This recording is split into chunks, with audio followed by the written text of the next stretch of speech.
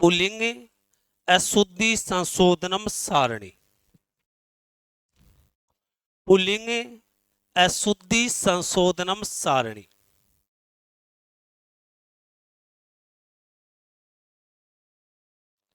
जिस जिसको आती है वो हाथ ऊपर करना, जिस जिसको आती है। यहाँ पे लगभग पढ़ाई में उनको सबको आती है। एक वचन, द्विवचन और बहुवचन। एक वचन, द्विवचन और बहुवचन। इसमें सबसे पहले हम बात करते हैं सर्वनाम शब्द। नाम डाल दो यहाँ पे, सर्वनाम शब्द। उसके बाद नाम डाल दो संख्या शब्द।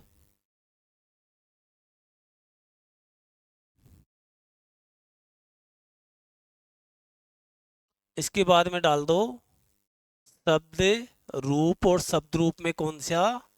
संज्ञा।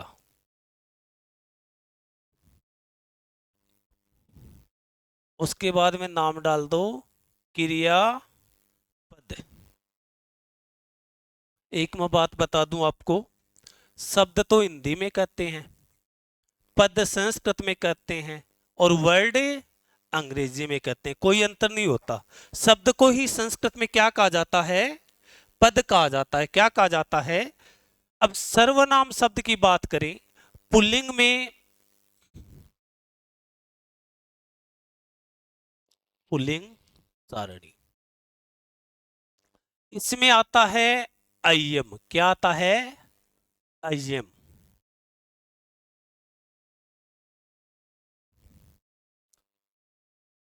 अय्यम,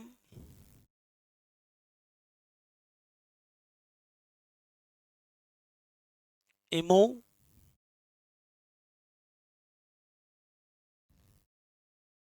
स्त्रीलिंग में आता है इयम, इमे। ठीक है। और नपुंसकलिंग में आता है इदम, इमे, इमानी, इमा। और इसमें आता है इमे। ये तीनों अलग अलग होंगे, तीनों अलग अलग। तीनों को लिखेंगे हम, पहले पुल्लिंग के लिखेंगे, उसके बाद किसके लिखेंगे? स्त्रीलिंग के लिखेंगे, फिर नपुंसकलिंग के लिखेंगे। तो इसमें हम पुल्लिंग में बात कर रहे हैं, तो इसमें आएगा अय्यम,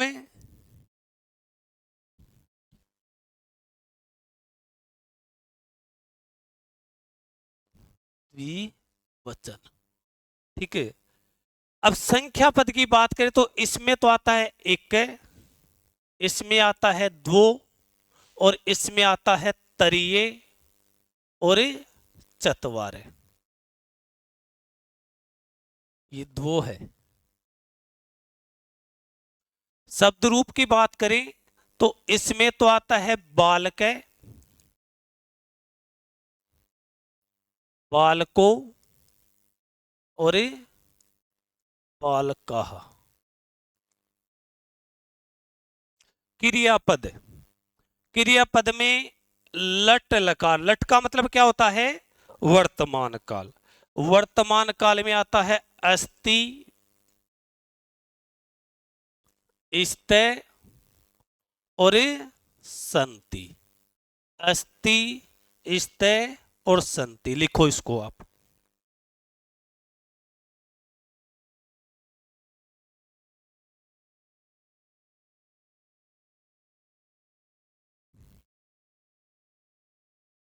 वो, ते, वो ये ऐसे लिखा है, द अलंत और वो। ठीक है। मिला के क्या लिख देते हैं? इसको ध्वो लिख देते हैं।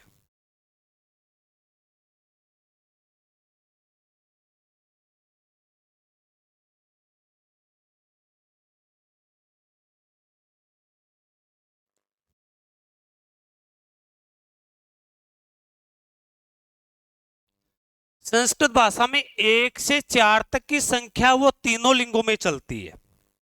1 से 4 तक की संख्या है वो तीनों लिंगों में चलती है। इसमें पुल्लिंग में मैं लिखा चुका हूं आपको। इसके बाद हम बात करेंगे स्त्रीलिंग की और इसके बाद बात करेंगे हमें नपुंसकलिंग की। अब देखो, अयम को हिंदी में कहा जाता है ये है, एक को कहा जाता है एक, और बालक को कहा जाता है बालक। ठीक है, बालक भी हो सकता है, जितने भी अकारांत शब्द है ना, पुरुष भी हो सकता है। पुरुष का क्या बन जाएगा, पुरुष है, पुरुषो और पुरुषा, यानी कि जिस शब्द के अंत में ए आएगा उसको इसी को आधार मान के बनाया जाएगा। जैसे राम का होगा तो क्या बन जाएगा, राम में रामो रामा, राम में एक वचन, रामो द्विवचन और रामा बहुवचन। ये सेम चलेगा ऐसे कैसे। ये है एक बालक है। अब देखो, ये है की संस्कृत क्या बनी, एक की क्या बनी, बालक की क्या बनी, और है की क्या बनी। ये है एक बालक अयम एक बालक अस्ति, ऐसे कैसा पड़ा है। और मैं ये कहूं ये दो बालक हैं, इसकी क्या बनेगी, ये दो बालक हैं, क्या लगाओगे आप। तो सिर्फ अयम से आगे बढ़ते ही नहीं हो और अयम भी नहीं जानते हो, इदम ही जानते हो सिर्फ एक। ठीक है, ये दो बालक हैं, सर्वनाम एक वचन का, संख्या भी एक वचन की, शब्द रूप भी एक वचन का, और क्रियापद भी एक वचन का। द्विवचन द्विवचन द्विवचन द्विवचन, ये दो बालक है, क्या बनेगा, इमो द्वो बालको। इसके बाद क्वेश्चन करेंगे हम, मैं करूंगा कि निकाल के बताओ कौन सा वाक्य शुद्ध है कौन सा वाक्य अशुद्ध है, पूरा पढ़ाने के बाद में। ये तीन बालक हैं, क्या बनेगा, ये तीन बालक हैं, क्या बनेगा, इनमें तरिये बालका। ये चार बालक हैं, क्या बनेगा, तीन के बाद में। संस्कृत भाषा एक ऐसी भाषा है जिसमें एक वचन द्विवचन और तीन वचन होते हैं, और किसी भी भाषा में तीन वचन है मात्र दो ही होते हैं, एक वचन और बहुवचन। यहाँ पे तीन के बाद में कितना भी पूछ ले, चार पूछ ले, लाख पूछ ले, हजार पूछ ले, इमे बालका और संति, यहाँ पे संख्या चेंज करनी है सिर्फ, इमे तरिये बालका संति। ये चार बालक है, क्या बनेगा, इमे चत्वार बालका संति। कर सकते हो, कर सकते हो इसको। ठीक है, लिख लिया सभी ने। इससे आगे हम बात करते हैं स्त्रीलिंग सारणी की। एक मिनट, इसमें देखना, ये तो बात है वर्तमान काल, लट है, लट का मतलब होता है वर्तमान काल। अंग्रेजी वाले क्या बोल देते हैं इसको, प्रेजेंट। लकार का मतलब होता है काल, लकार का क्या मतलब होता है, काल। ये क्या बोल देते हैं इसको, टेंस। बात समान है, बताइए मैंने आपको। अब देखना, इसमें हमें ये तो वर्तमान काल में वाक्य बनाई है, हम यहाँ पे क्रिया चेंज कर दें और मैंने नाम लिख दिया लंग लकार। लंग का तो मतलब होता है भूत, और लकार का मतलब होता है, अंग्रेजी में बोले तो पास्ट टेंस, पास्ट टेंस। यहां ध्यान देना, लंग लकार में था को बोलते हैं आसीत, क्या बोलते हैं, आसीत का मतलब था, अस्ति का मतलब आसीत, आस्ताम, आसीत, आस्ताम और आसन। मैं यहां पे इसको चेंज कर दूं, ध्यान देना, इसको हमने छोड़ दिया और मैं ये कहूं ये है एक बालक था, यहां तक तो सेम रहेगा, क्रिया चेंज हो जाएगी, था ते ही क्या लग जाएगा, क्या लग जाएगा, क्या बनेगा, अयम एक बालक आसीत। ये दो बालक थे, क्या बनेगा, इमु दो बालको। ये तीन बालक थे, इमे एक वचन के साथ एक वचन की सहायक क्रिया, द्विवचन के साथ द्विवचन की सहायक क्रिया, बहुवचन के साथ भूतकाल का वाक्य है तो भूतकाल में, और वर्तमान काल का है तो कितने वाक्य हो गए? 4 4 8 हो गए। पहले 4 प्रेजेंट वर्तमान पे, ठीक है, इसके 4 बने ना, ठीक है, 4 संख्या तक। फिर भूतकाल के, इसमें एक मैं लिट लकार की बात और कर दूं, ये लो लिट लकार। लिट का मतलब होता है भविष्य, फ्यूचर। इसमें लिट में आएगा भविष्यति। क्या आएगा? भविष्यति। भविष्यति का हिंदी अर्थ होता है होगा। इसमें आएगा भविष्यतः। क्या आएगा? भविष्यतः।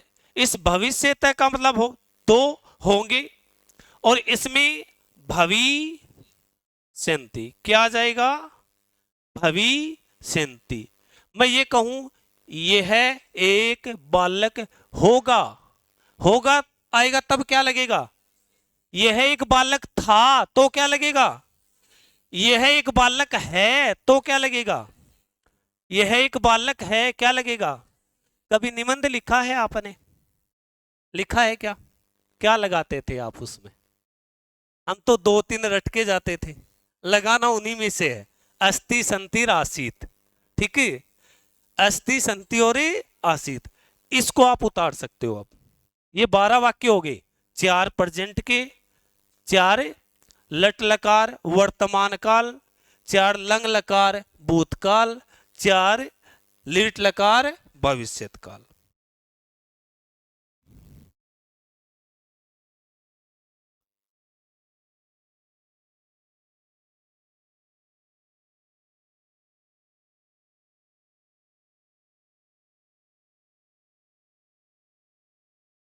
चलें आगे। इसके आगे बात करें हमें स्त्रीलिंग सारणी की। किसकी बात करें? स्त्रीलिंग सारणी। अच्छा, स्त्रीलिंग में क्या बताया था मैंने? एक वचन,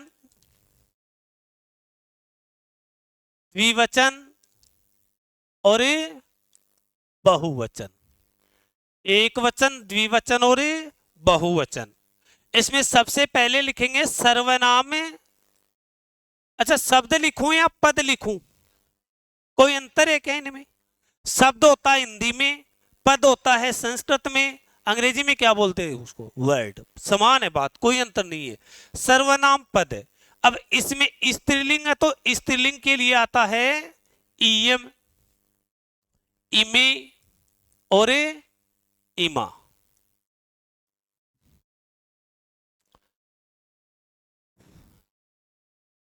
संख्या पद। संख्या पद की बात करें तो एका, द्वे, यह आएगा तीसरे, तीसरे, और यह आएगा चतस्त्र। एका, द्वे, तीसरे और चतस्त्र।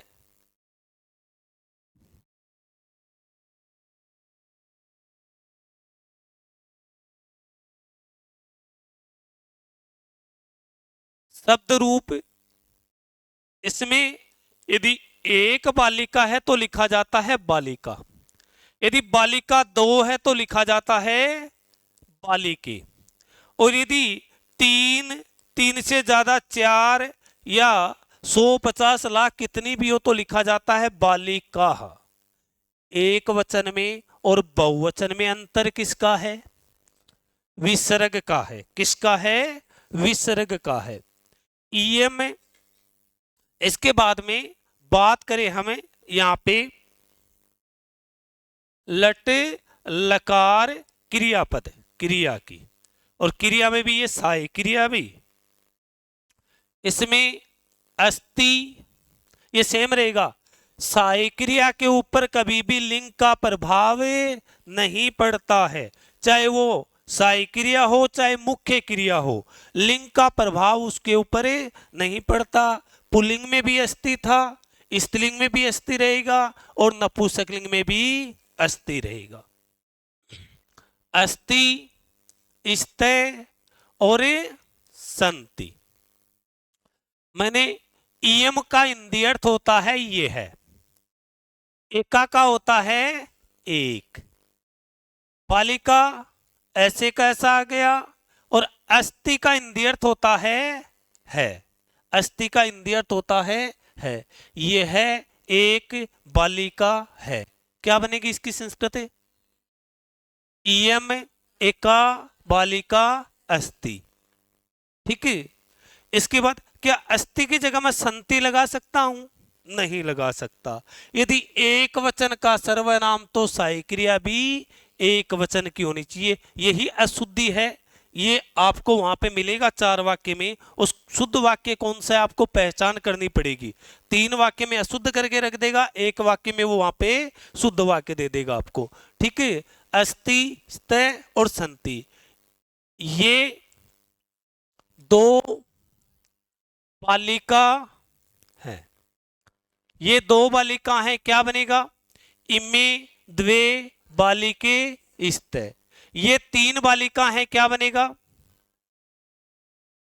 ये 3 बालिका हैं। क्या बनेगा?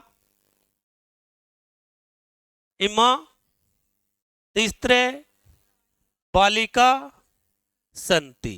क्या बनेगा? इमा तीसरे बालिका संति। ये 4 बालिका हैं। क्या बनेगा? इमा चतस्रे बालिका संति। ठीक है। और यदि हम इसको हटा के भूतकाल में बनाए तो क्या लगेगा? यहां लंग लकार, लंग का तो मतलब होता है भूत, पास्ट, और लकार का मतलब होता है काल या टेंस।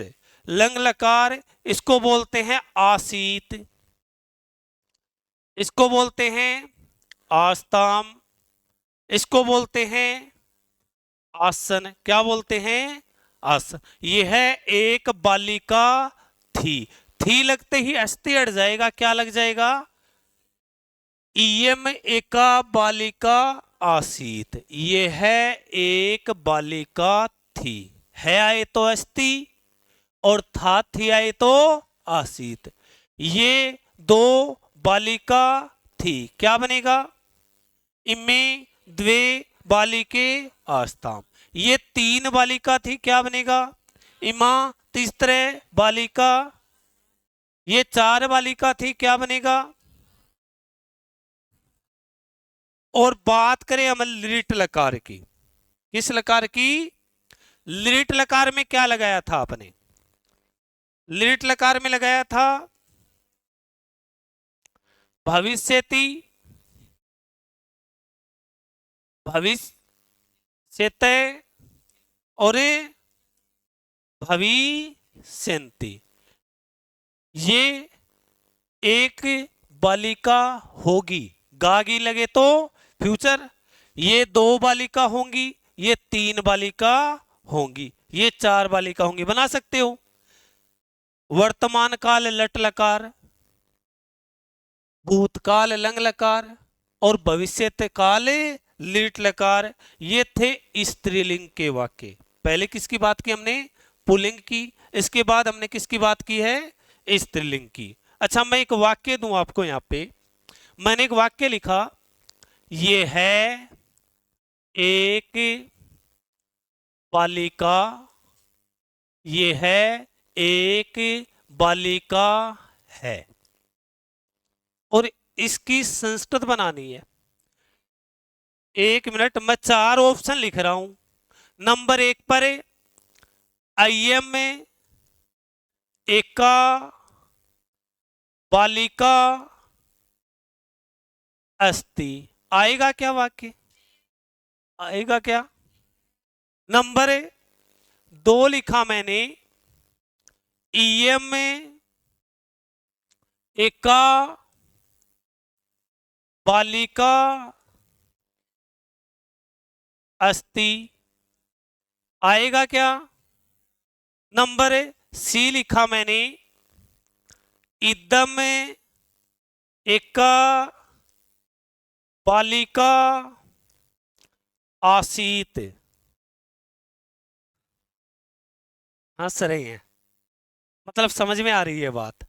और नंबर, पहले तो 80 करके आते थे आप। ये नंबर डी में लिखा मैंने, ईएम में, ईएम में एका बालिका, संति लगा दूं, संति लगा दूं, क्या लगेगा? अस्थि।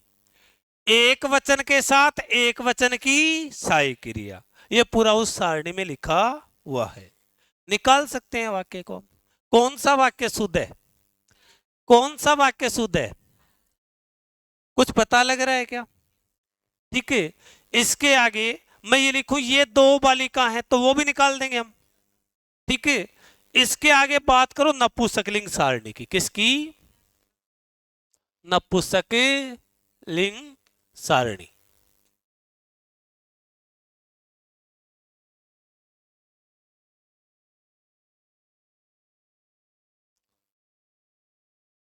एक वचन, द्विवचन और बहुवचन। एक वचन, द्विवचन और बहुवचन।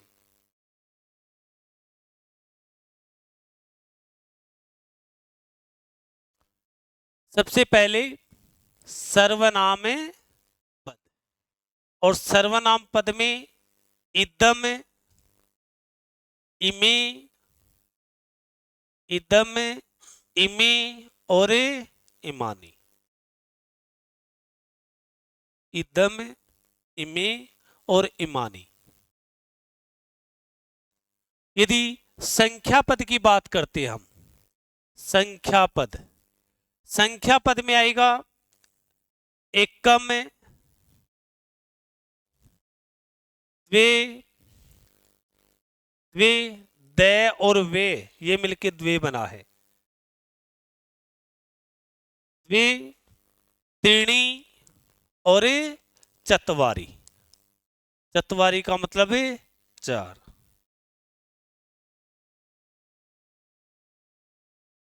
शब्द रूप संज्ञा पद, संज्ञा पद।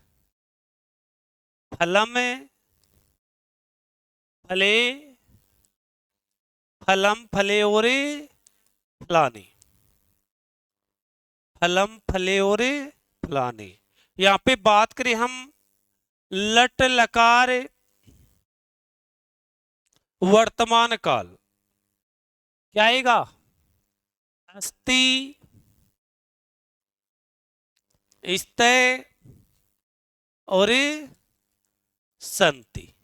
अस्ति, स्तय और संति। नंबर दो लंग लकार। लंग लकार आसीत, आस्ताम और आसन। आसीत, आस्ताम और आसन। आसीत, आस्ताम और आसन। लिट लकार भविष्यत काल, भविष्यति,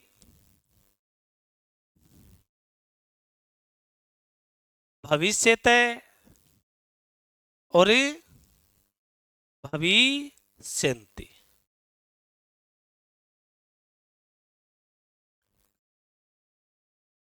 इदम का हिंदी अर्थ क्या होता है? एकम का क्या होता है? फलम का क्या होता है?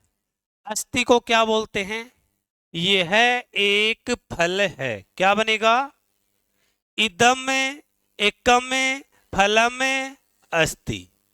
ये दो फल हैं। क्या बनेगा? इमे, द्वे, फले, स्तय। ये तीन फल हैं, क्या बनेगा? ये तीन फल हैं, क्या बनेगा? इमानी। ये चार फल हैं, क्या बनेगा? इमानी, चतवारी। यह एक फल था। क्या लिखोगे?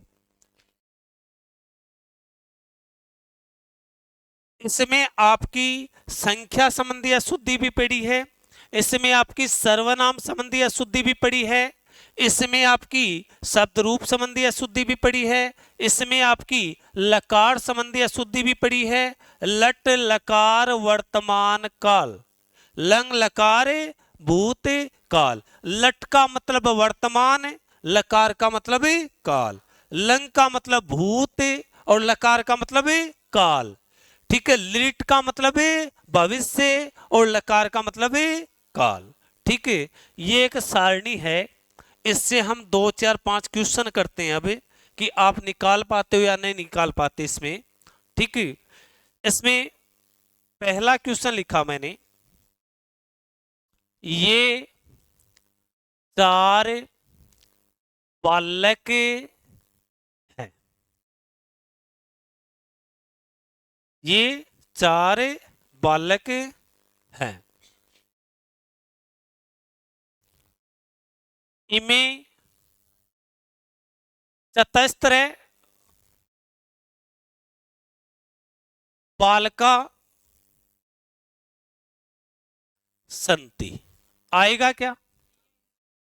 कैसी गलती है? संख्या संबंधी अशुद्धि, संख्या विशेषण में आती है, विशेषण संबंधी अशुद्धि। ये टॉपिक है आपके, ये टॉपिक है आपके रीट में। ठीक है, अशुद्धि संशोधन नाम से। दूसरा है इमा चतस्त्र बालका संति। नंबर सी है इमानी चतवारी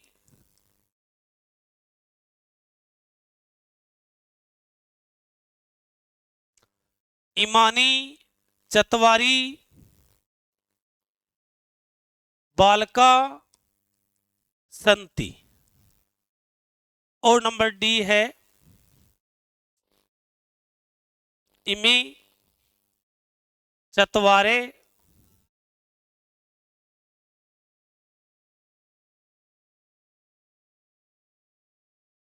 चतवारे बालका संति। कौन सा वाक्य सही है इनमें से? कौन सा वाक्य सही है?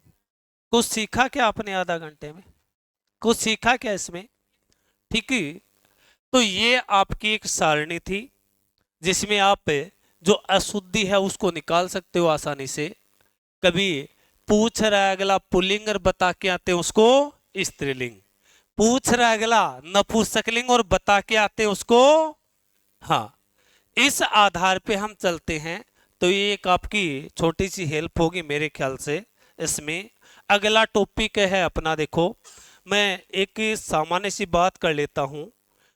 एक शब्द रूप और धातु रूप बड़ा महत्वपूर्ण पार्ट है। शब्द रूप और धातु रूप एक बड़ा महत्वपूर्ण पार्ट है संस्कृत भाषा का। ठीक है, इसमें जो टॉपिक बगैर शब्द रूप धातु रूप के पढ़ सकते हैं, उनमें अपना पहला टॉपिक है, एक तो टॉपिक है स्वरा व्यंजना। सुना नाम? स्वरा व्यंजना, और इसके आगे नाम लिख रखा है उच्चारण स्थानानि, उच्चारण स्थानानि। ठीक है, नंबर 2 पे है संधि, नंबर 3 पे है उपसर्ग, नंबर 4 पे है प्रत्यय, एक है आपका टॉपिक छंद। इन टॉपिक में आपको ना तो शब्द रूप की जरूरत पड़ती है ना धातु रूप की जरूरत पड़ती है, उनके अलावा इनको हम तैयार कर सकते हैं। लेकिन यदि कारक पढ़ते हैं, यदि हम समास पढ़ते हैं, यदि हम वाच्य पढ़ते हैं, तो हमें इन टॉपिक को पढ़ने से पहले जरूरत पड़ती है धातु रूप की और एक शब्द रूप की। धातु रूप और शब्द रूप। शब्द रूप में तो सामान्यतः संज्ञा, सर्वनाम और विशेषण, संज्ञा सर्वनाम विशेषण, कोई भी भाषा होती है उसका मूल आधार यही होता है आप यदि अंग्रेजी पढ़ते हो तो सबसे पहले noun, pronoun, adjective, ad, verb, verb interjection, conjunction, preposition पढ़ने पड़ते हैं आपको। यदि आप हिंदी पढ़ते हो तो संज्ञा, सर्वनाम, क्रिया, क्रिया विशेषण, ये टॉपिक आपने 8वीं तक के पढ़े हैं। और इन्हीं टॉपिक में धातु रूप के अंतर्गत रखी जाती है क्रिया। और क्रिया दो प्रकार की होती है, एक तो सहायक क्रिया और दूसरी मुख्य क्रिया। मैंने जो वाक्य बताए हैं आपको वो सहायक क्रिया आधारित वाक्य हैं। कैसे वाक्य हैं? सहायक क्रिया आधारित वाक्य हैं। हम सबसे पहले बात करेंगे इस पार्ट की पहले, ठीक है? सबसे पहले बात करेंगे इस पार्ट की। इसमें सबसे पहले स्वरा व्यंजना उच्चारण स्थानानी, और स्वर व्यंजन भी वर्तमान सरल संस्कृत जो माध्यमिक शिक्षा बोर्ड में दे रखे हैं ना, उसी बेस को लेके चलेंगे हम, उसी के आधार पे लेके चलेंगे। वर्तमान में स्वर कैसे दिखा रखे हैं, कैसे क्या है, प्राचीन संस्कृत में क्या था, वर्तमान संस्कृत में क्या है। तो ये टॉपिक है स्वरा व्यंजना। जो स्वर होता है, स्वर, इस स्वर को संस्कृत में क्या कहा गया है? अच। क्या कहा गया है? अच। हिंदी वाले बोल देते हैं स्वर और संस्कृत वाले बोल देते हैं अच। इसी प्रकार से हम बात करते हैं व्यंजन की। किसकी बात करते हैं? हिंदी में बोला जाता है व्यंजन और संस्कृत में बोला जाता है हल। संस्कृत में बोला जाता है हल। स्वर और व्यंजन, स्वरा व्यंजना, इसमें स्वर कितने होते हैं? ठीक है, कितने होते हैं? 11, 9, 13 और मैंने सुना 21-22 भी होते हैं स्वर। तो मैंने सुना 21-22 भी होते हैं स्वर। तो सुना है क्या आपने? पाणिनि। हाँ भाई, हम सामान्य रूप में सारी बात कर लेते हैं अभी। देखो, इसमें यदि बात करें हम, देखो, अच स्वर, अच स्वर, अच स्वर की बात करें तो इसमें ए, ई, उ, री, ली, ए, ओ, ऐ, औ। याद रखना, हिंदी का क्रम होता है ए, ऐ, ओ, औ। हिंदी का क्रम होता है ए, ऐ, ओ, औ। संस्कृत में इस क्रम को लिखा जाता है ए, ओ, ऐ, औ। किस आधार पे? माहेश्वर सूत्रों के आधार पर। किस आधार पे? माहेश्वर सूत्रों के आधार पे। हिंदी में लिखते हो आप ये, रे, ले, वे, लिखते हो ना?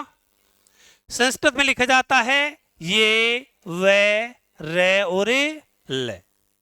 हिंदी में लिखते हो आप गे, ये, ने, ने और मैं। हिंदी में, संस्कृत में लिखा जाता है ये, मैं, गे, ने और ने। ये, मैं, गे, ने और ने। ये बात हम करेंगे माहेश्वर सूत्रों के अंतर्गत, सामान्य रूप से आपको बताएंगे, ठीक है? माहेश्वर सूत्र क्या है? संस्कृत भाषा का कैखगढ़ई के ही, संस्कृत भाषा के कैखगढ़ हैं। किसने बनाए थे? पाणिनि ने बनाए थे। कब? आज से 2-2.5 साल पहले। उसकी बुक थी, ग्रंथ था अष्टाध्यायी। उसी के आधार पे वो चल के आते हैं। और माहेश्वर सूत्र, कई स्टूडेंट बोलते हैं कि अन क्यों बनाया? अगर उस आधार पे नहीं बनते तो उसके सूत्र नहीं बन पाते। कितने सूत्र हैं? लगभग 4000 बोलते हैं, कई 3978 बोल देते हैं, कई 3997, लगभग 4000 याद कर लो, ठीक है? 14 माहेश्वर सूत्र यदि हम जोड़ें उसके साथ में, तो सामान्य रूप में इतने सूत्रों में पूरे संस्कृत को, एक व्याकरण को एक व्यवस्थित क्रम में रखा गया है उसके द्वारा। लेकिन ये याद रखना, इसमें क्रम होता है ए, ऐ, ओ, औ। संस्कृत में होता है ए, ओ, ऐ, औ। गे, ये, ने और मैं। संस्कृत में होता है ये, मैं, गे, न और न। ये, रे, ले, वे, उसमें होता है ये, वे, रे और ले।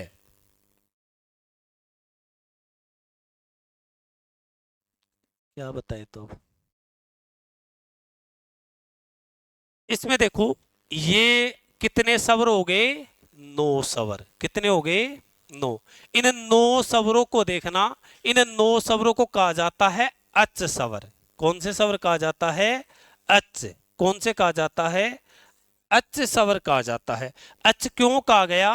क्योंकि पहला सूत्र ए ई ऊण है, माइसू सूत्र का। दूसरा है री ली क। तीसरा है ए ओ ग। और नंबर 4 है आई आउ और च। आई आउ और च। ऐसे लेके च तक के जो स्वर हैं वो क्या कहलाते हैं? अच कहलाते हैं। क्या कहलाते हैं? आपसे ये पूछ ले कि अण में कितने स्वर हैं? अण में कितने स्वर? अण में।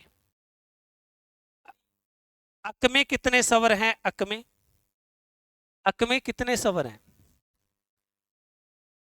कितने स्वर हैं? 5। ठीक है, ठीक है। अक में कितने स्वर है? और अच में कितने स्वर हैं? अब यदि बात करते हैं दीर्घ संधि की, तो वो बोलता है कि अक सवर्णे दीर्घ। अक का मतलब होता है जितने छोटे स्वर हैं वो अक में आ जाते हैं। ए ई उ री और ली। ये अंत में जो हलंत व्यंजन है इनको काउंट नहीं किया जाता। ठीक है, ए ई उ री और ली यहां तक के क्या कहलाएंगे? अक। लेकिन मैंने अच का पूछा है आपको। अच का, अच स्वर कितने होते हैं? देखना, 1 2 3 4 5 6 7 8 और 9। कितने हैं? अच स्वर की संख्या होती है 9। कितनी होती है? 9 होती है। इनको मूल स्वर भी कहा जाता है। कौन से स्वर कहा जाता है? मूल स्वर भी कहा जाता है। परंतु वर्त इसके बाद में पाणिनि ने एक सूत्र बनाया था अस्य चौ।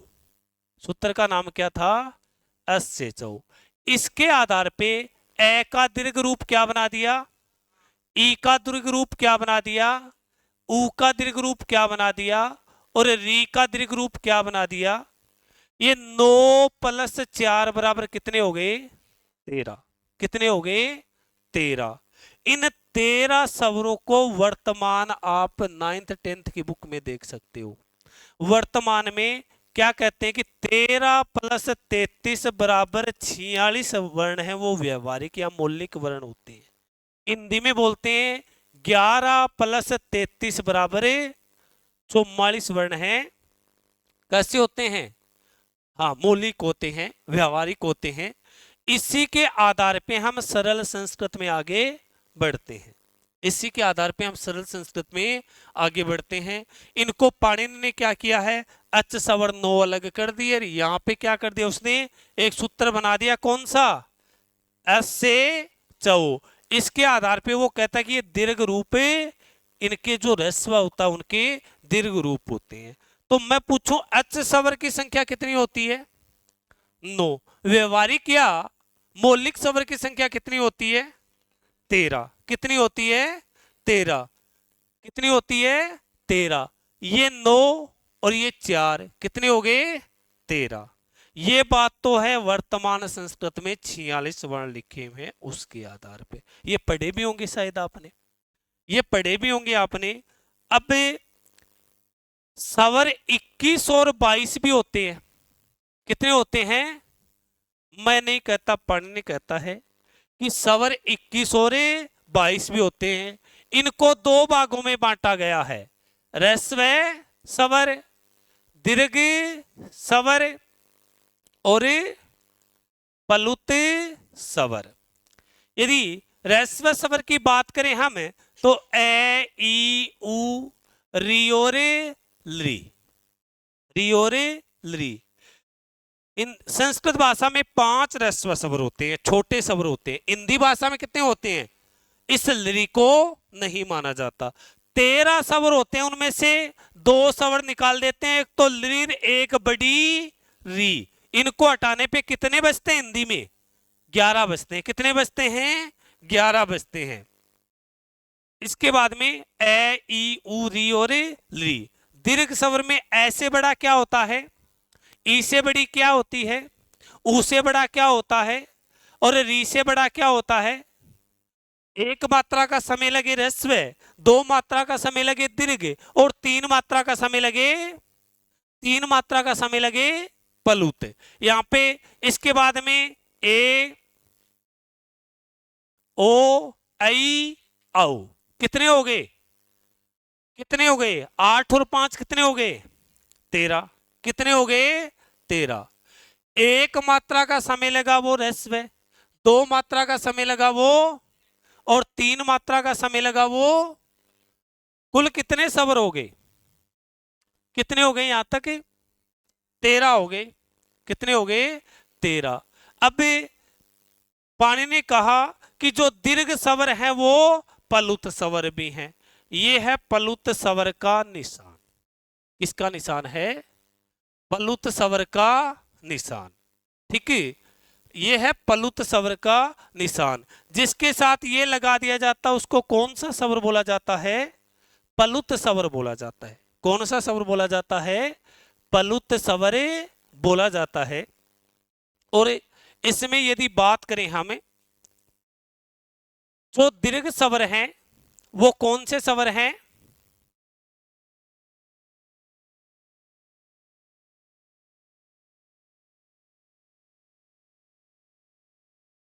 वो कौन से स्वर हैं? प्लुत स्वर भी हैं। दीर्घ स्वर हैं वो कौन से स्वर हैं? प्लुत स्वर भी हैं। यहां पे देखना, आ का दीर्घ क्या इसके, ये जो हिंदी का 3 बोलते हैं सामान्यतः, ये प्लुत स्वर का निशान होता है। और इसके साथ जो लग जाता है वो कौन सा स्वर कहलाता है? प्लुत। मतलब ये जो निशान जिसके साथ लग गया वो कौन सा स्वर माना जाएगा? प्लुत स्वर माना जाएगा। अब बताओ ये कितने हैं?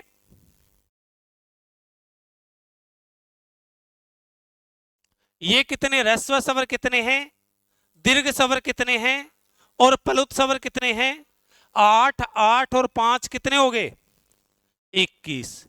ये बच गया ली वाला, और ली को रखा है उसने विकल्प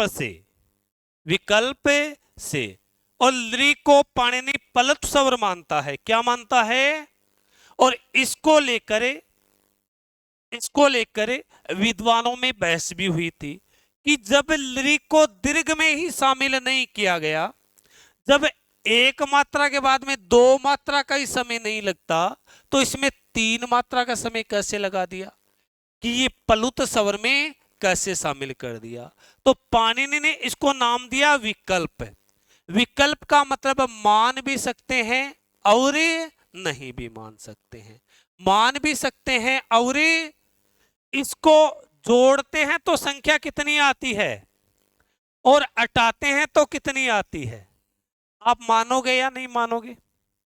मानेंगे तो संख्या कितनी आएगी, और नहीं मानोगे तो संख्या कितनी आएगी? मानोगे या नहीं मानोगे?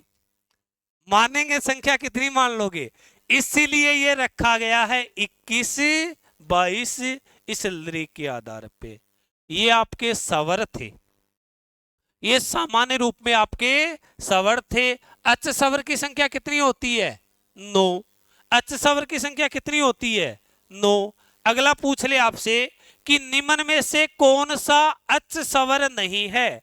नंबर 1 पर ली, नंबर बी पर ए, नंबर सी पर आ, और नंबर डी पर री। इनमें से कौन सा अच स्वर नहीं है? कौन सा नहीं है? आ। अगला पूछ ले, इनमें से कौन सा स्वर अस से चौ सूत्र के आधार पर माना गया है? कौन सा माना गया है? आ माना गया है। कौन सा माना गया है? आ। ये सामान्यतः स्वर थे जो मैं आपको बताया, मैंने स्वरा व्यंजना में। इनको क्या कहते हैं? स्वर कहते हैं।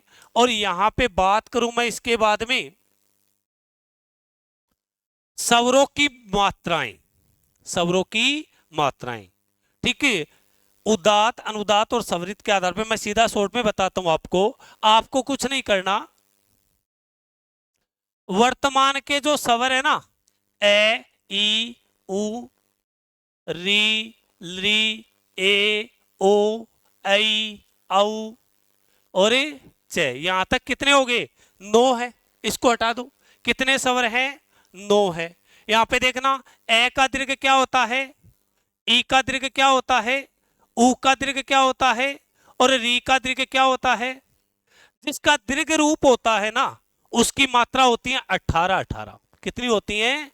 ये सिंपल, यही याद रख लेना बस। जिसका दीर्घ रूप होता है उसकी कितनी मात्राएं होती हैं, और जिसका दीर्घ रूप नहीं होता उसकी कितनी मात्राएं होती हैं? कितनी मात्राएं होती हैं? 12 12 मात्राएं होती हैं। कितनी मात्राएं होती हैं? जिनका दीर्घ रूप होता है उसकी कितनी मात्राएं होंगी? अब आपसे परीक्षा में पूछे ए स्वर की कितनी मात्राएं होती हैं, ए स्वर की कितनी मात्राएं हैं? आपसे परीक्षा में पूछे री प्लस ली, आया हुआ क्वेश्चन है ये, री प्लस ली की कुल कितनी मात्राएं होती हैं? री और ली की कितनी मात्राएं होती हैं? कितनी होती हैं? 20 होती हैं, 30 होती हैं। तो री की कितनी मात्राएं होंगी? 18। और इसकी कितनी होंगी? कुल कितनी होगी? 30। निकाल सकते हो मात्रा भी, मात्राएं निकाल सकते हो कि स्वरों की कितनी मात्राएं होती हैं। ये तो थे आपका स्वर आधारित क्वेश्चन। किसके ऊपर है? स्वर आधारित क्वेश्चन। इसके बाद में हम बात करें हल की। हल किसको कहते हैं? हल किसको कहते हैं? व्यंजन को। वही कैखगढ़ है आपके, उसी के आधार पे चलते हमें। सबसे पहले आता है स्पर्श व्यंजन। क्या आता है? स्पर्श व्यंजन। मेरे को एक बात बताओ, ये स्पर्श है या स्पर्श है? स्पर्श बोले या स्पर्श बोले इसको? मेरी स्मरण शक्ति कमजोर है। स्मरण शक्ति है, स्मरण शक्ति होता है? स्थाई होता है या स्थाई होता है? स्थापना होता है, स्थापना होता है? क्या होता है? स्थापना होता है। समर्ति होता है या स्मृति होता है? सकूल होता है या स्कूल होता है? क्या होता है? स्कूल होता है क्या, या सकूल होता है? स्कूल होता है। ये क्या है? ये क्या है? ये क्या है? ये क्या है? क्या है ये? अच्छा, इसमें ई क्यों नहीं बोला आपने? ऐसे कैसे? ये क्या है? स्वर है या ईश्वर है? ये स्वागत है या स्वागत है? ये स्वयं है या स्वयं है? ये स्वाहा है या स्वाहा है? ऐसे कैसे भी? बात सीधी सी है। इस दंते स के बाद में, दंते स के बाद में, स्लेट वाले आधे स के बाद में अपनी भाषा में बोला आप, ठीक है। कैसे लेकर मैं तक, कैसे मैं तक, कै वर्ग, च वर्ग, तै वर्ग, तै वर्ग और पै वर्ग, इनको वर्गीय व्यंजन बोलते हैं। इस स के बाद में यदि वर्गीय व्यंजन आ जाता है तो इसको सामान्यतः उच्चारण ई के साथ किया जाता है, ई के साथ किया जाता है। और यदि नहीं आता तो हम सामान्य रूप से ई के साथ उच्चारण नहीं करते। यदि इस स के बाद में ये, व, रेल, से और से आता है तो इसमें हम ई का उच्चारण नहीं करते। तो ये स्पर्श है या स्पर्श है? मैंने आपको स्पष्ट मना किया है। स्पष्ट है या स्पष्ट है? क्या है ये? स्पष्ट है। क्या है ये? स्पष्ट है, स्पष्ट नहीं है। तो ये हम बात करें इसकी, सबसे पहले स्पर्श व्यंजन। कौन से व्यंजन है? स्पर्श व्यंजन की संख्या होती है 25। कितनी होती है? 25। कौन कौन से? कै, खे, गे, घे और गे, चे, है जे झेवरे ये टे थे डे ढेवरे ने ते थे दे धेवरे ने पे फे बे भेवरे में। कितने हो गए? पहला कौन सा है? अंतिम कौन सा है? ठीक है, इसको बोलते हैं काद्योपसाना स्पर्शा। मैं सामान्य सूत्र की बात नहीं करेंगे, काद्योपसाना स्पर्शा। ठीक है, इसमें कैसे लेकर मैं तक ये पूरे वर्गीय व्यंजन आ जाते हैं। क्या आ जाते हैं? इनको उच्चारण स्थान के आधार पे बोलते हैं कूचू, टू तू और पू। क्या बोलते हैं? कूचू टू तू पू। अभी बात करेंगे हम उच्चारण स्थान के आधार पे बोलते हैं इसको कूचू टू तू पू। ठीक है, इन्हीं वर्णों को हमें उदित वर्ण भी कहते हैं। कौन से वर्ण कहते हैं? इनमें आप भ्रमित हो जाते हो। अगला पूछता उदित वर्ण कौन सा? वर्ण तो यही है, स्पर्श व्यंजन भी यही है, उदित वर्ण भी यही है और कुचुटू तुपु भी यही है। अरे इसमें कुवर्ग बोला जाता है, इसमें कै वर्ग बोला जाता है सामान्य रूप से। ठीक है, तो ये सामान्य रूप से ये स्पर्श व्यंजन है जिनकी संख्या कितनी हो गई? 25। कितनी हो गई? 25। इसके आगे हम बात करें, इसके आगे आता है अंतः स्थ व्यंजन।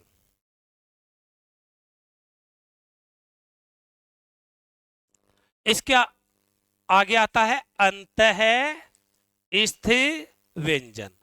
यदि अंतः स्थ व्यंजन की बात करें हमें, तो इसमें आते हैं 4, ये व रे और ले। हिंदी में क्या लिखा जाता है? ये रे ले और व, ये रे ले वे। और इसमें क्या लिखा जाता है? ये व रे ले। संस्कृत में ये चारों अर्ध स्वर भी कहलाते हैं। क्या कहलाते हैं? अर्ध स्वर, आधे स्वर और आधे व्यंजन। हिंदी में अर्ध स्वर 2 मानते हो आप, ये और व, ये और व। संस्कृत में कितने मानते हैं? 4 मानते हैं। कितने मानते हैं? 4। ये रे ले वे, ये चारों कौन से वर्ण कहलाते हैं? अंतः स्थ व्यंजन कहलाते हैं। इसके नीचे यदि बात करें हमें, इसके नीचे आएगा उष्म व्यंजन। क्या आएगा? उष्म व्यंजन। उष्म व्यंजन की बात करें तो इसमें आएगा से और है, से और है। स्पर्श व्यंजन की संख्या कितनी बताई? 25। अंतस्थ व्यंजन की संख्या कितनी बताई? और उष्म व्यंजन की संख्या कितनी बताई? कुल कितने हुए? कुल कितने हुए? 33। कुल कितने हुए? 33 हुए। ठीक है, अब 33 और 13 कितने होते हैं? 33 और 13 कितने होते हैं? 46। कितने होते हैं? और हिंदी में कितने होते हैं? कौन से 2 नहीं होते? बड़ी री और ली। यानी कि हिंदी भाषा आपकी संस्कृत भाषा से ही निकली है। ठीक है, हिंदी भाषा है वो आपकी संस्कृत भाषा से ही निकली है। री और ली उसमें नहीं होते। ये आपके व्यंजन थे। ठीक है, इसके आगे एक लाइन और लिखते हो आप, इसके आगे एक लाइन और लिखते हो आप, अक्स त्रे और गे। इंपॉर्टेंट है भाई, अक्स त्रे और गे। मैं सामान्य रूप से आपसे पूछता हूं कि मैंने लिखा हाँ थे, इसका निर्माण किससे हुआ है? ऑप्शन नंबर ए कै प्लस से, नंबर बी कै प्लस से, नंबर सी कै प्लस से, नंबर डी कै प्लस से। इनमें से कौन सा ऑप्शन आएगा? कौन सा ऑप्शन आएगा? कौन सा आएगा? चारों समान है या अंतर है इनमें कोई? क्या अंतर है? हमें यहां देखना है। एक तो मैंने ये लिख दिया और एक मैंने ये लिख दिया, इन दोनों में कोई अंतर है क्या? एक स्वर सहित और एक स्वर, एक के नीचे अलंत है। अलंत का मतलब होता है व्यंजन में स्वर का नहीं होना। इसमें क्या है? स्वर है। यदि पहले स्वर रखा हुआ है तो पहला व्यंजन तो हमेशा अलंत होगा और दूसरे व्यंजन में वो स्वर शामिल होगा। तो ऐसा ऑप्शन कहां है इसमें? कौन सा है? कौन सा है? हमने ये लिखा था कि इसमें कौन सा आएगा? 3 नंबर आएगा। यदि मैं इसके अलंत कर दूं तो, अलंत कर दूं तो, यदि हमने लिखा 6 तो पहला व्यंजन अलंत और दूसरे में अस्वर। या इसकी एक स्टेप और लिख देते हैं, कै प्लस से प्लस ए को आगे भी निकाल के रख देते हैं। इस कै और इस कै में कोई अंतर है क्या? क्या अंतर है? इसमें स्वर है, इसके यदि वर्ण करेंगे तो कै और ए आएगा। इसमें स्वर नहीं है, ये पहले से क्या बना हुआ है? वर्ण बना हुआ है। तो इसमें यदि बात करें हमें कि 6, तो इस 6 की ये और मैंने लिखा 6 तो इसके हलंत है, तो सोचने की जरूरत नहीं है, दोनों ही व्यंजन क्या होंगे? हलंत होंगे। दोनों ही व्यंजन क्या होंगे? हलंत होंगे। लिखना इसको आप,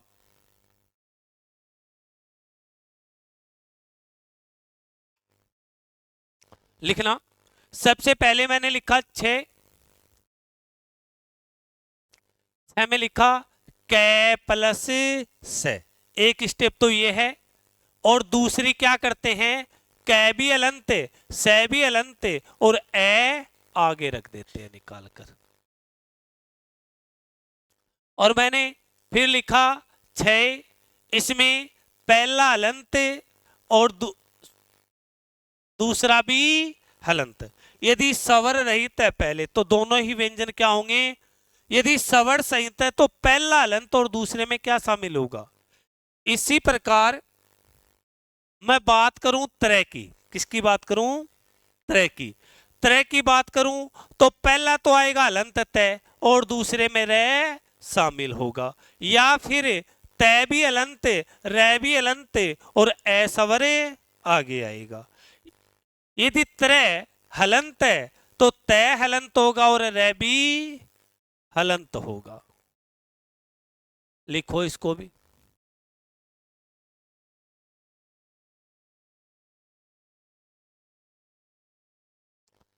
मैंने लिखा गे, इसमें जय अलंत और जो शामिल स्वर है वो ये में होगा।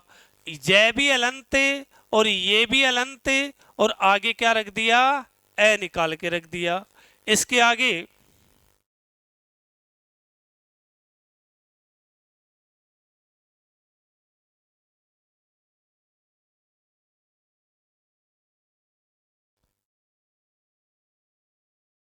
ये लिखा जय भी अलंत और ये भी अलंत। जय भी अलंत और ये भी हलंत।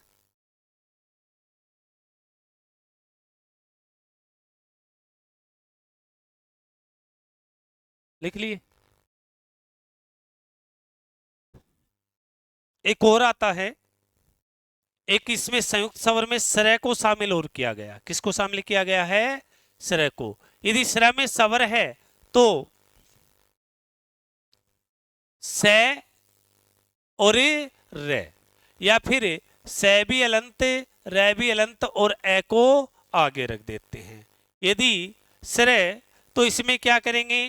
पहला अलंत और दूसरा भी हलंत। ये 4 संयुक्त व्यंजन माने जाते हैं। कौन से व्यंजन माने जाते हैं? संयुक्त व्यंजन माने जाते हैं। लिखो इसको।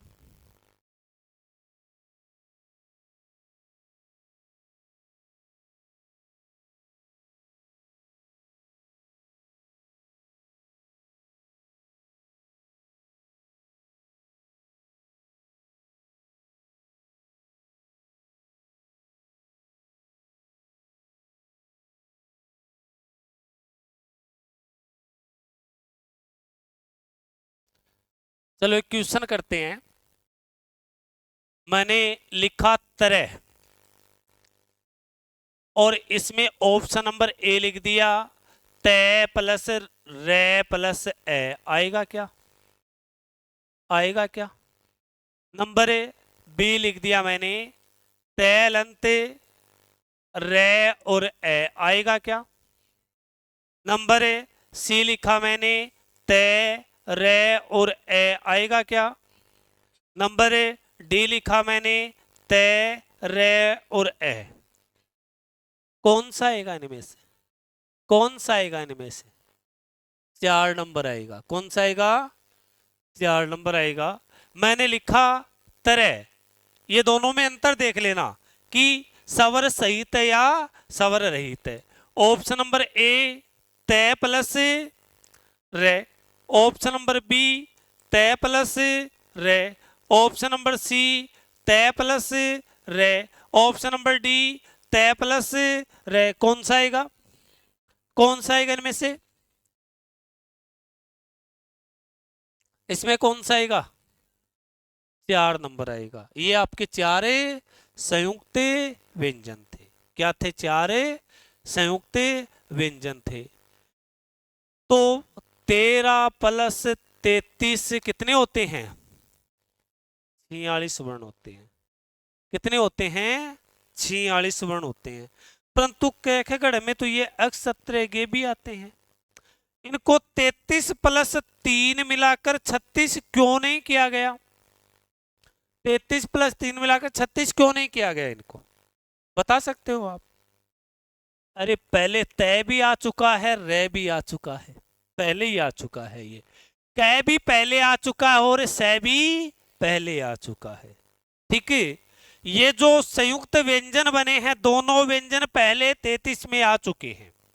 ठीक है, इसलिए इन 3 को मिलाकर हमने 36 नहीं किया। कितने मान्यता प्राप्त व्यंजन है? 33। सवर कितने हैं? सवर कितने हैं? सवर अच सवर कितने हैं?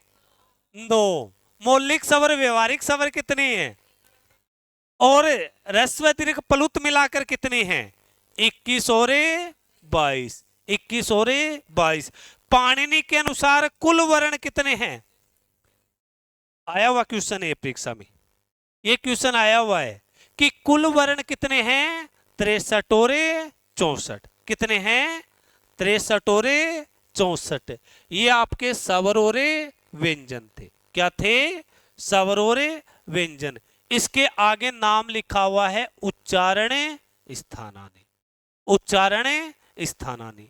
यदि उच्चारण स्थान की हम बात करें, पाणिनि ने उच्चारण स्थान को 8 भागों में बांटा है। कितने भागों में? 8।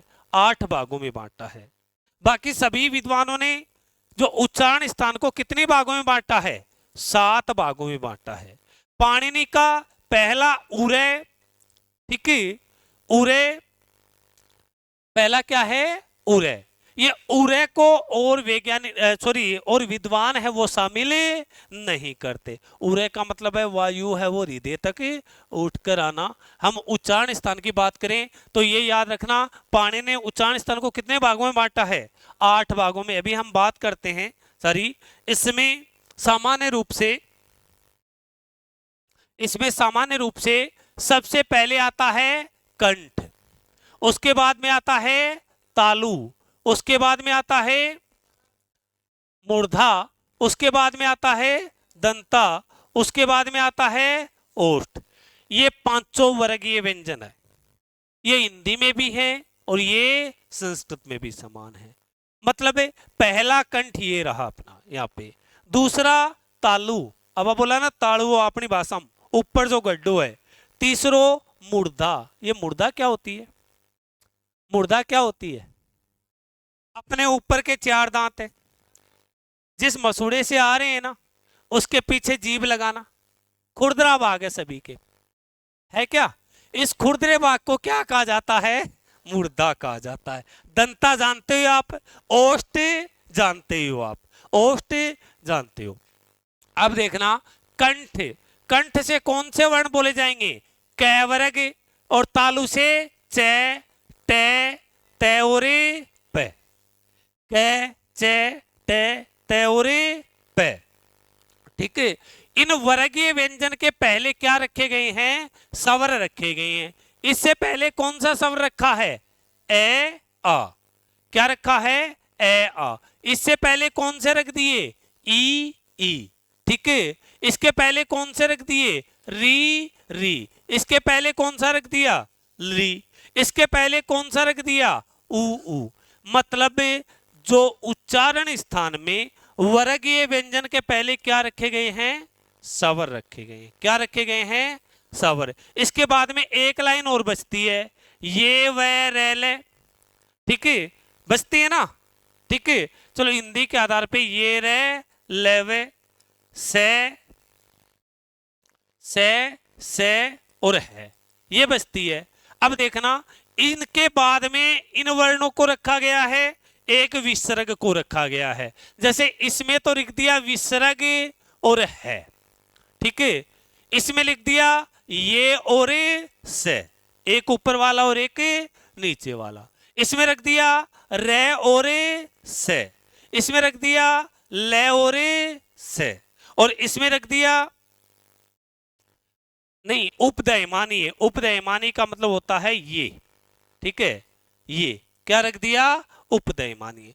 ये आपके कै वर्ग, च वर्ग, ट वर्ग, त वर्ग, प वर्ग। इनको क्रम से हम शुरुआत करते, कंठ, तालु, मूर्धा, दंत और ओष्ठ। मतलब पहला कंठ आ गया।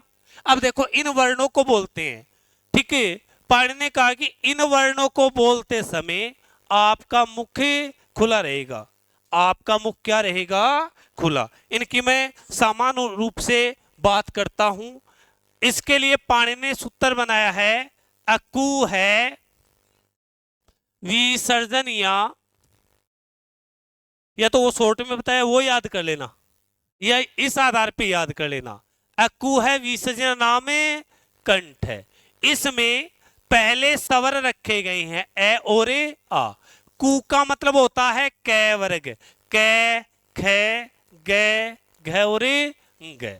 और इसके बाद में विसर्ग और एक व्यंजन क्या रखा गया है? यही मैंने पहले बताया आपको, वो शॉर्ट में बता दिया। इन वर्णों को बोला कहां से जाता है? कंठ से। जो उच्चारण स्थान है वो सूत्र के अंत में रखा गया है। जो उच्चारण स्थान है वो सूत्र के अंत में रखा गया है कि इन वर्णों को कंठ से बोला जाता। बोल के देखना ऐसा होता है क्या? पाणिनि ने कहा कि इन वर्णों को बोलेंगे तो आपका मुख है वो खुला रहेगा। जो फेफड़ों से निकलने वाली वायु है वो आपके कंठ के ऊपर दबाव डालेगी। बोल के देखना, ए ध्वनि कहां से आई? आ, कै, खे, गे, घे, गे, है। और विसर्ग को बोलते हैं तो किसकी ध्वनि निकालते हैं? है की ध्वनि निकालते हैं। प्रातः काल, इसको क्या बोलते हो आप? प्रातः काल। अब इसमें है तो नहीं है, इस विसर्ग को किस ध्वनि के रूप में बोल रहे हो? है के। ये क्या है? रजकण है या रजय कण है बोल रहे हो ना? ठीक है, तो ये कंठे वर्ण कहलाते हैं, ए आ। अच्छा, मुख को बंद करना और कै वाली लाइन बोल के बताना। कै वाली लाइन बोल के बताना। बोल सकते हो? नहीं बोल सकते। ध्वनि कहां से निकलती है? कंठ से। ये भी क्रम है। नंबर 2 पे कौन सा है? नंबर 2 पे कौन सा है? नंबर 2 पे है तालु। नंबर 2 पे है तालु। इच्चू ये सा नाम, इच्चू ये सा नाम तालु। इसमें वही बात है, पहले ई रखा है, छोटी ई बड़ी ई आ गई, सवर आ गए। चू का मतलब च वर्ग पूरा, च छ जय झ और ये आ गया। ठीक है, इसके बाद में 2 वर्ण कौन से हैं? ये और से, यही मैंने पहले रखे थे। इनका उच्चारण कहां से होता है? तालु। ये तालु क्या है? आपने तालु बोला ना मारवाड़ी भाषा में।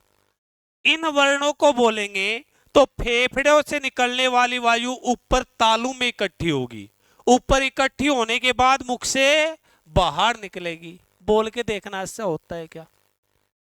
ई ई ध्वनि कहां टकरा रही है, ई ई, चे छे जे झे ये और से। ठीक है, तो ये कौन से वर्ण कहलाते हैं, तालव्य वर्ण। नंबर 3 पे आता है मूर्धा, मूर्धन्य वर्ण। इसके लिए सूत्र आता है ऋतु रसाणाम, ऋतु रसाणाम मूर्धा। इसमें पहले स्वर रखा गया है री से, छोटी री बड़ी री दोनों आ गए। टू का मतलब टे वर्ग, टे ठे डे ढे और न आ गया। ठीक है, इसके बाद में दो वर्ण कौन से पड़े हैं, रे और से। उच्चारण कहां से होता है, मूर्धा से होता है। ये मूर्धा क्या होती है, अपना ऊपर का चार दांती जी मसूड़ा से निकल के आ रही, बिके पीछे को चार दांत तक खुरदरो भाग है, उस खुरदरे भाग को क्या कहा जाता है, मूर्धा। इस लाइन को बोलेंगे तो अपनी जो जीभ की नोक है वो मूर्धा के टकराएगी जाकर। बोल के देखना, री री, जीभ कहां गई आपकी, ध्यान देना, री री, टे ठे डे, वहीं जा रही है क्या। इसलिए कौन से वर्ण कहलाए, मूर्धन्य वर्ण कहलाए। कौन से कहलाए, मूर्धन्य वर्ण कहलाए। कौन से वर्ण कहलाए, मूर्धन्य वर्ण कहलाए। ठीक है, अच्छा, जीभ को मूर्धा के पास नहीं लेके जाना है और वर्ण को बोल के बताना है, जीभ को सीधा रखो। बोल सकते हो क्या इस लाइन को, कर सकता है क्या कोई चैलेंज इसको, अरे कर सकता है क्या। जीभ को तालू की तरफ लेके जाओ और इसको बोल के बताओ, आप बोल के बताओ, बोल सकते हैं क्या, नहीं बोल सकते। ठीक है, इसीलिए आज तक कोई चैलेंज नहीं कर सका पाणिनि के व्याकरण को। उसने जो बनाया है ना उसी को आधार मान के चल रही हम। ठीक है, इसका सरलीकरण जरूर हो गया। हाँ, संस्कृत भाषा के त्रिमुनि कहलाते हैं, एक तो पाणिनि था, एक कात्यायन था, एक पतंजलि था। ठीक है, पाणिनि ने अष्टाध्यायी लिखी थी, कात्यायन ने वार्तिकी लिखी थी, और जो पतंजलि था उसने महाभाष्य लिखा था। ठीक है, और इसके द्वारा बनाए गए नियम कहलाए सूत्र, उसके कात्यायन के द्वारा बनाए गए नियम कहलाए वार्तिक, और उसके द्वारा बनाए गए नियम कहलाए इष्टि। ये सामान्य सी बात है, शायद याद कर लोगे, आपको पता ही है पाणिनि की संस्कृत भाषा के त्रिमुनि कौन होते हैं। ठीक है, ये तीनों को त्रिमुनि कहा जाता है, और इसमें ये बोलते हैं कि सबसे बड़ा जो विद्वान था उसके बाद में पतंजलि की तरफ इशारा करते हैं कि उसने जो महाभाष्य लिखा था उसमें एक और भी व्यवस्थित तरीके से इसने कर दिया था। इसके ऊपर अष्टाध्यायी के ऊपर वार्तिक लिखा गया, वार्तिक के बाद में पतंजलि ने इसको और भी शुद्धिकरण किया था। ठीक है, तो ये यहां तक की बात करूं मैं। ठीक है, अब इसमें देखो, पहला कु आ रहा है, दूसरा चू आ रहा है, तीसरा क्या आ रहा है, टू। कु चू टू तू पू, इसी के आधार पे बोला था मैंने, इसी के आधार पे मैंने क्या कहा था उसको, कु चू टू तू पू कहा था। हिंदी वाले बोल देते हैं कैवर्ग चैवर्ग टैवर्ग। कैवर्ग को संस्कृत में क्या बोला जाता है, कु, क्या बोला जाता है, कु। इसके बाद बात करें नंबर 4 पे दंता, नंबर 4 पे दंता। दंता की बात करें, लितु लसानाम, ऋतु लसानाम दंता। ये लरी आ गया, तू का मतलब तय वर्ग पूरा, तय थे दे धैरे न। दो वर्ण कौन से आए, लेओरे से। दो वर्ण कौन से आए, लेओरे से। कौन से आए दो वर्ण, लेओरे से। इनका उच्चारण कहां से होता है, दांत से। कहां से होता है, इनको बोलते समय आपकी जो जीभ है वो दांतों के टकराएगी जाकर। ली, कहां गई जीभ, देखना, पहला कंठ कर्म से चलेंगे, 1 नंबर कंठ, 2 नंबर तालु, 3 नंबर मूर्धा, 4 नंबर कर्म से आ रहे हैं हम। ठीक है, ली ते थे दे धे। अच्छा, जीभ आपकी दांतों पे नहीं लगनी चाहिए, और तय वर्ग वाली लाइन बोल के बताओ। छोटा बच्चा होता है ना, छोटा बच्चा, वो यही, हाँ, वो तय और तय समान ही बोलता है, ठीक है ना, तय और तय समान ही बोलता है इसी आधार पे, ठीक है। आपकी जो जीभ कहाँ लग रही है जाकर, दांतों पे, तो ये कौन से वर्ण हो गए, दंत, ठीक है। हाँ, ऊपर मसूड़े के खुरदरे भाग को छुआ तो मूर्धा, तालु के आधार पे तालु, तालव्य, और कंठ के आधार पे कंठ, ये उच्चारण स्थान है, इसी को क्या बोलते हैं। अगला आपसे पूछ लेगा लय का उच्चारण स्थान बताओ कौन सा है, ठीक है। नंबर 1 पे कंठ, नंबर 2 पे तालु, नंबर 3 पे मूर्धा, और नंबर 4 पे दंता, कौन सा आएगा। ये वर्गीय व्यंजन के आधार पे याद कर लेना आप, ठीक है। ये वर्गीय व्यंजन के आधार पे आप याद कर लेना इसको, ठीक है। लृतु लसानाम दंता लृ ते थे दे धे न ले और से, इन वर्णों का उच्चारण स्थान क्या होता है, दंता होता है, क्या होता है, दंता होता है।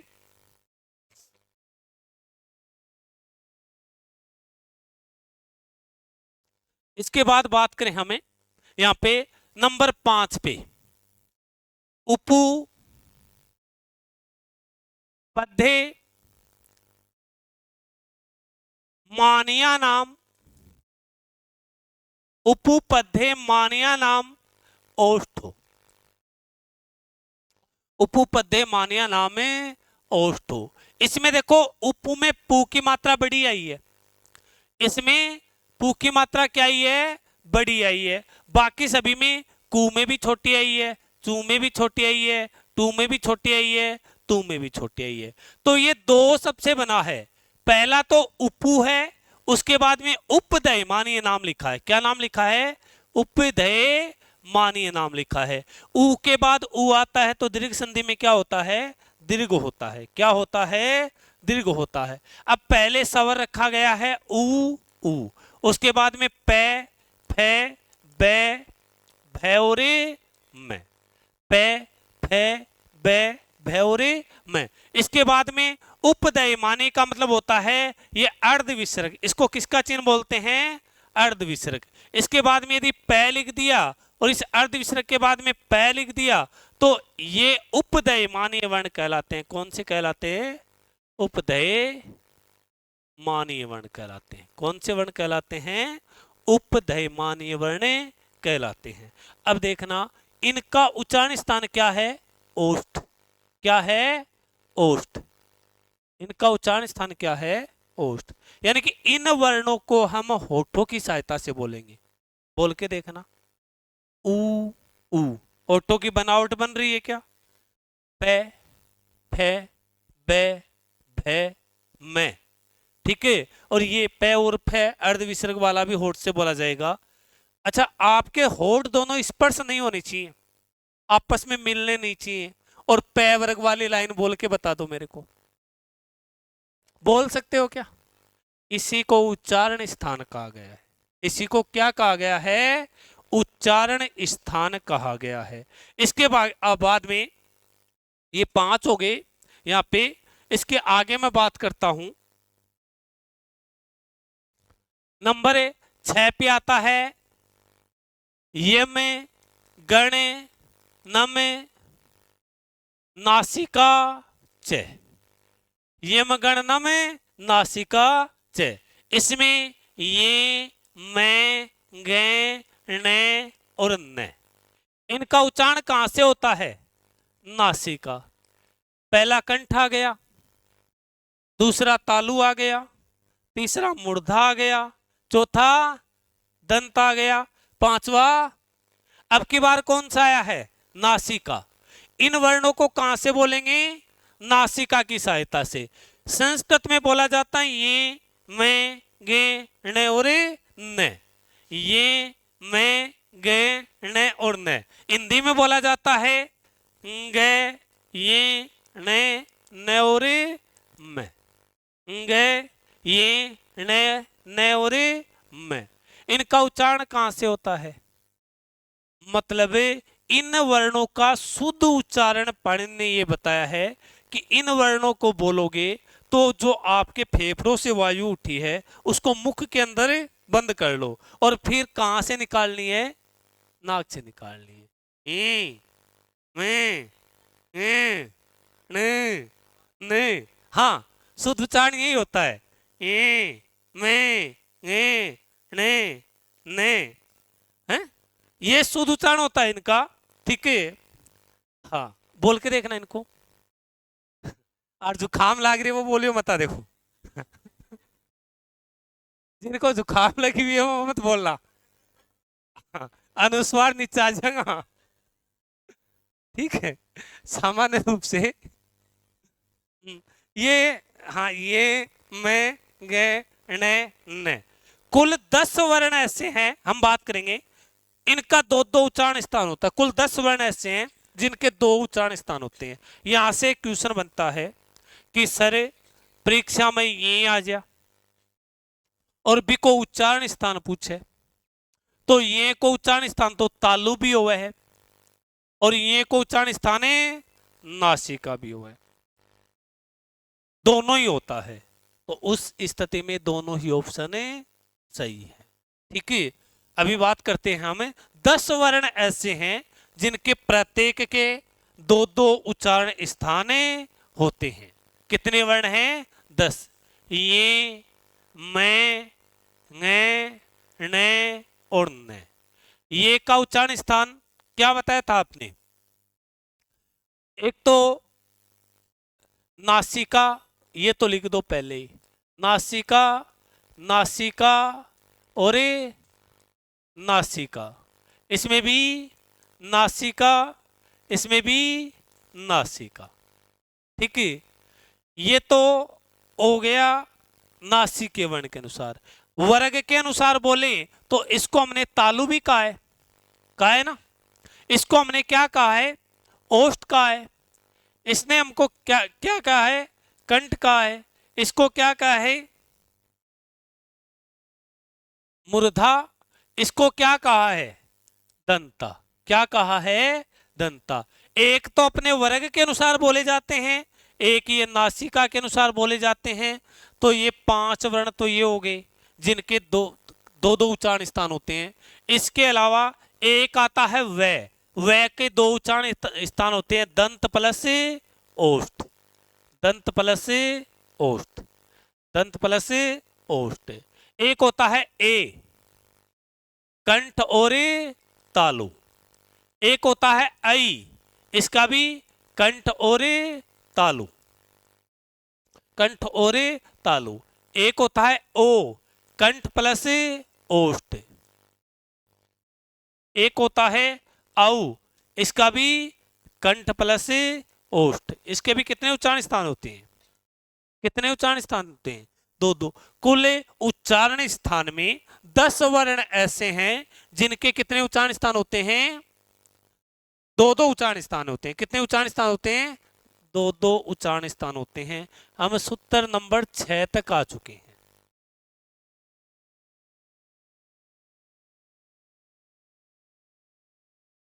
नंबर 7 पे लिखना दंतोष्ठ।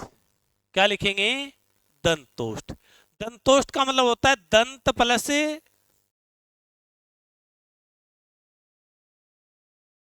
दंत प्लस ओष्ठ, दंत प्लस ओष्ठ, ठीक है।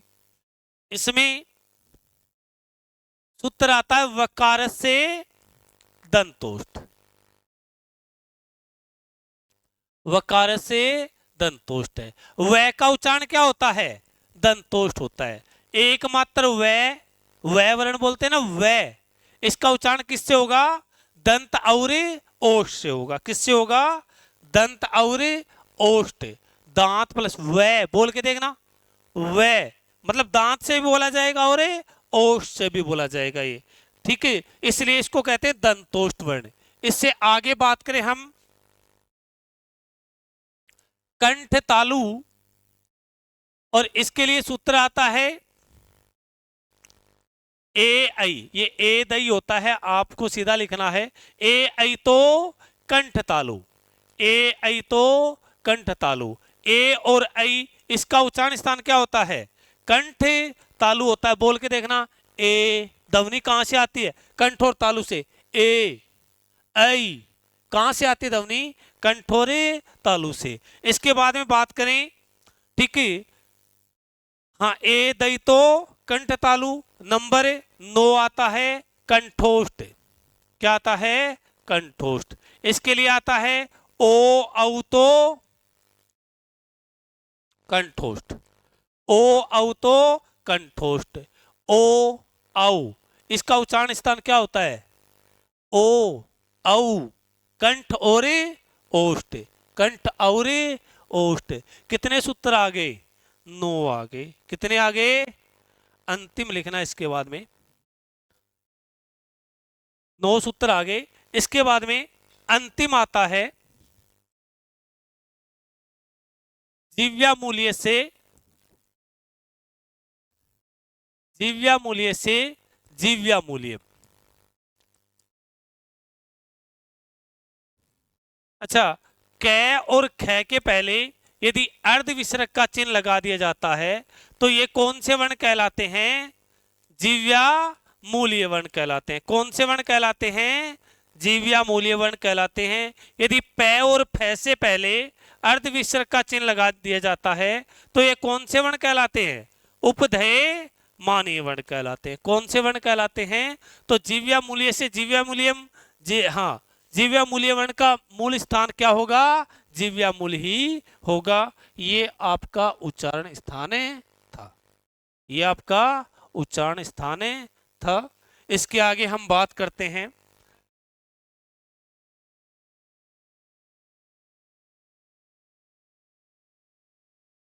और करूं क्या?